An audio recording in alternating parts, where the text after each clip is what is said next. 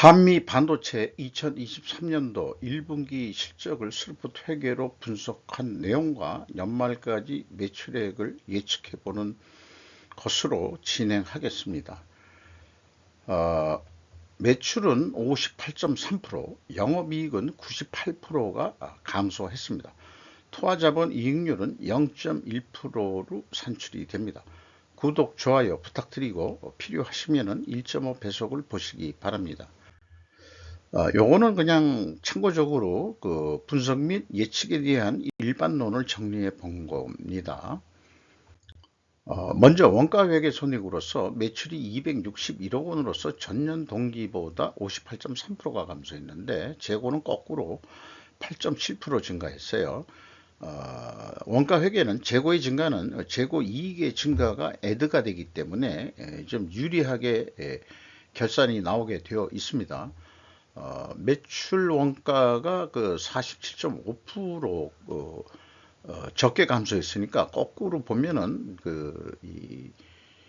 말하자면은 그 매출 원가가 올라갔다 이렇게 볼 수 있겠죠. 그래서 매출 총이 67.3% 감소했고요. 판매 관리비 38.8% 감소시켰습니다만은 영업이익이 29억 원으로서 전년 동기 대비 무려 85.9%가 하락을 했습니다.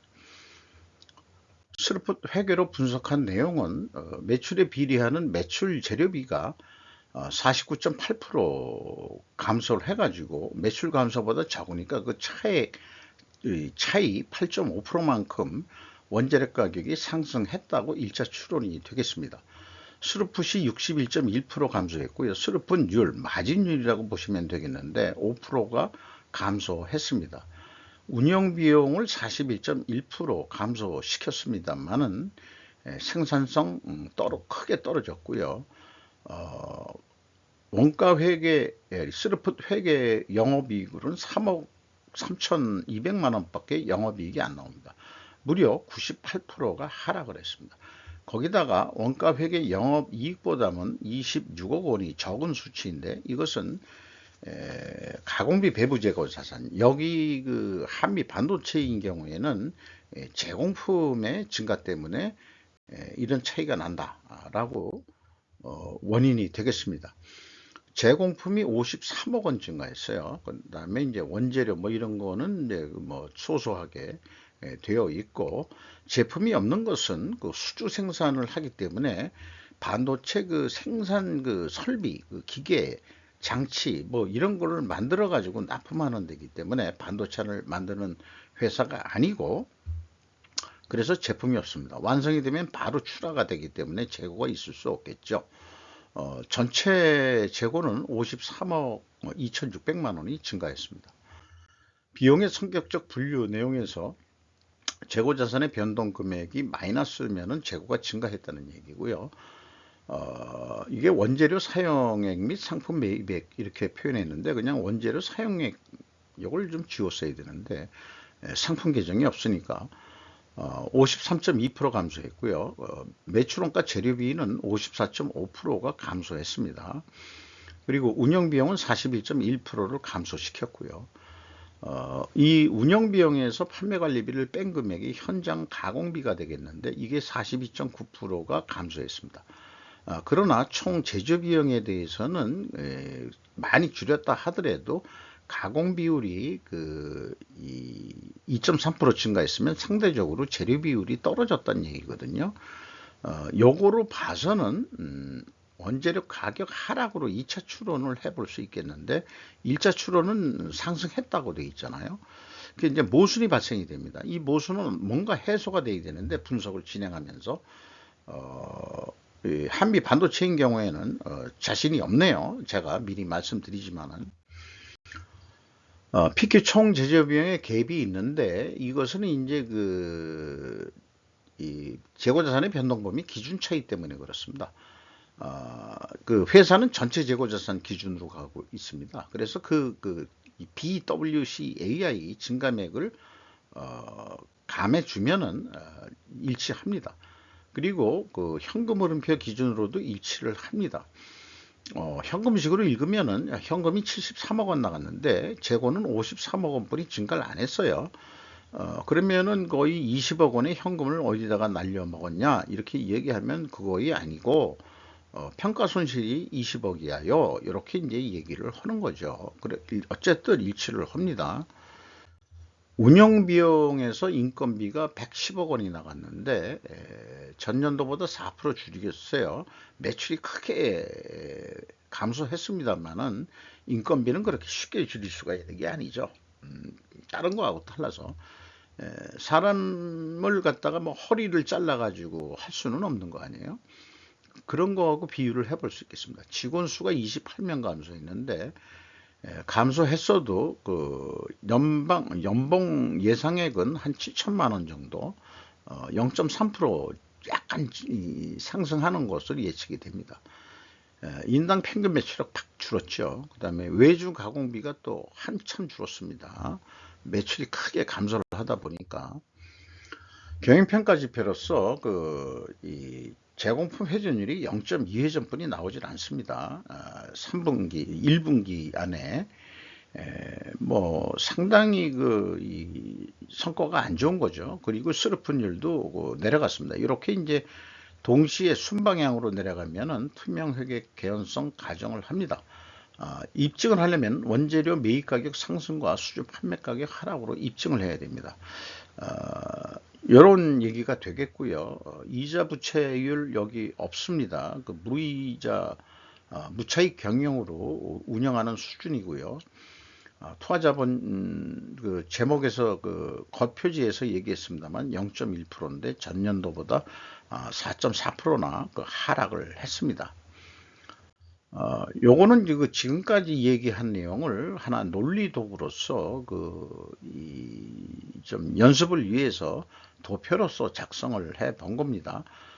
여기에서는 이제 계속 얘기하지만 원재료 가격이 상승과 판매 가격 하락 가격을 데이터 확인이 될 수 있기 때문이다라고 이렇게 이유까지 들어서 또 그 다음에 다른 입증 증거, 투명성 입증 증거들을 또 이렇게 이제 표현했습니다만은 정작 회사가 공시하는 원재료 및 제품 가격 추이에서는 회사의 변명은 원재료 가격 추이의 수주 판매 가격 중에 수주 특성상 산출하기가 어렵다. 그래서 비공개입니다. 그러니까 모순 해소가 안 됩니다.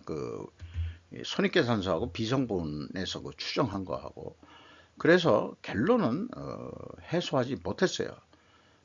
그러나 일반적으로 원재료 가격들은 인플레이션 시대에 올라갔을 것이라고 그렇게 상식적으로 인식이 되고 그 다음에 이제 그 수주 판매 가격은 그만큼 원재료 가격 상승보다는 아마 충분히 높은 가격을 받아내지 못했을 것이다. 이렇게 이제 얘기해 볼 수 있지 않을까 싶습니다. 1분기 실적을 기반으로 해가지고 연말까지 매출액은 원가회계 개념으로서 1258억 원 정도. 그래서 결론이 뭐 납품 계약 단가라고 한다면은 뭐 1250억 원짜리 납품을 한다. 그럴 경우에 재고가 9% 오르는 거로 가정했을 때 166억 원 이익이 나는 것으로 되어 있습니다. 그러니까 더 이상 뭐 욕심 안 부리죠. 재고가 이렇게 증가했을 때. 근데 만약에 지금 재고가 너무 많다. 한 좀 줄여라. 9%만큼. 그러면은 167억 원의 영업이익이 48억 원으로 119억 원이나 아주 급하게 떨어지는 것이 원가액의 고질적인 문제라고 말씀드릴 수 있겠고요. 스루프 관점으로는 있는 데이터 그대로 하더라도 1040억 원이면은 충분하다. 그게 뭐 남는 거는 8억 2200만 원뿐이 남지는 않는데 좀 더 우리가 싸게 하니까 추가 이 수주를 해줄 수 있게 좀 땡겨서 발주 좀 해주라. 뭐 어떤 식으로 영업을 하든지 간에. 그래서 뭐 회전율을 많이 올리는 것도 아니고 1.1회전 1.1회전 하는 게 실적보다는 21.5% 더 이상 매출 신장을 위해서 노력을 한다는 거예요. 그래서 그게 성공했을 경우에 매출이 1263억 원이 발생이 되면은 원가 회계에서 재고 이익 증가로 했던 만큼 165억 원의 이익을 낼 수 있다. 이거를 어떤 그 납품 단가로 그냥 비운해서 원 단위로 얘기한다면은 10만 4천 원이면 그래도 충분하다는 게 스루풋 관점이고, 원가 회계 기준은 12만 5천 원 받아야 된다는 거죠. 2만 1천 원 차이면은 10만 원대 가격 물건으로서는 스루풋 관점으로도 이 가격으로 팔아도 돈은 남길 수 있다는 것을 입증을 하는 거죠.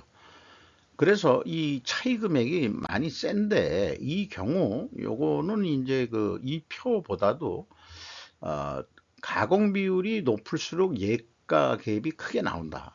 아까 갭이 2만 천 원이면 뭐 작은 갭이 아니거든요. 그 재고가 이 증가를 했죠. 그러니까 여기 이 정리한 대로 판매 예가가 낮게 나온다. 근데 그 갭이 클 경우에는 가공 비율이 높은 업체일수록 그 갭이 크게 나온다 하는 것을 설명하는 그런 도표라고 할 수 있겠습니다. 주가는 그 27,150원으로서 2022년 말보다 무려 15,650원 엄청 많이 뛰었죠. 그 다음에 그 장부 가격 대비 539%나 됩니다. 신문 뉴스에도 한번 나왔죠. 그 엔디비아 뭐 이런 것 때문에 뭐 이런데도 뭐 그런 것 같다라고. 근데 이게 바람잡이 같은 뉴스 같은 기분이 들어갑니다. 성과는 별 볼 일 없는데, 또 수주 잔액 같은 것도 지금 얼마가 남아 있는지도 공시를 못 하고 있어요. 그 한미 반도체는 일반 그 수주 업체들은 수주 잔고가 현재 우리 얼마 있다라고 알려주는데, 그런 것도 못 알려주는 상황인데도 이 주가가 이렇게 뛴다는 것은 다들 이게 다 작전 세력들이 장난질 하는 거 아니냐, 저는 그런 수준으로 생각을 합니다. 곽동신 씨라는 분이 35.51%를 가지고 있고, 광노건 씨가 9.29%, 국민연금공단이 7.2% 들어와 있고, 외국인이 크게 관심은 없는 것 같아요. 7.72% 지분을 소유하고 있습니다. 이상 한미 반도체 2023년 1분기 실적을 스루풋 회계로 분석을 하고 연말까지 실적을 사업계획 예측을 해봤습니다. 마치도록 하겠습니다.